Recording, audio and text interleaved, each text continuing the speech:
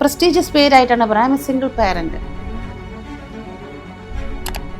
പക്ഷെ കൂടുതലായിട്ട് ഞാൻ കണ്ടിട്ടുള്ള ഹൈപ്പറായിട്ട് വരുന്ന കുട്ടികളാണ്. ഞാൻ സ്കൂളിലൊക്കെ PTA പ്രസിഡൻ്റൊക്കെ ആയിരുന്നതുകൊണ്ട് എനിക്ക് അവിടെ വരുന്ന കംപ്ലയിൻറ്റ്സ് അപ്പം സിസ്റ്റർ പറയാണ് എല്ലാം സിംഗിൾ പാരൻ്റാണ്.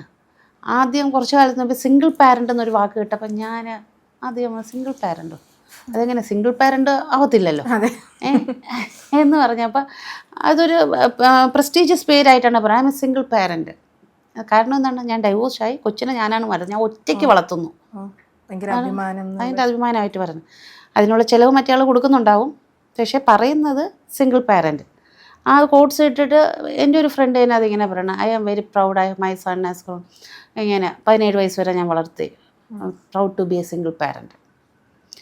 സാഹചര്യം എന്തോ ആവട്ടെ, പക്ഷേ ആ ഒരു ഇതിൽ ഇപ്പം നമ്മൾ സ്കൂളിൽ അഡ്മിഷന് പോകുമ്പോഴും അച്ഛനും അമ്മയുടെയും പേര് വേണമെന്ന് നിർബന്ധമില്ല, ഒരാൾ മതി, ഗാർഡിയൻ മതി.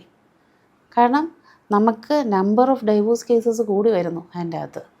അപ്പോൾ അതുകൊണ്ട് ഒരാൾ മതി, സിംഗിൾ പാരൻ്റ് മതി അതിൻ്റെ അകത്ത്.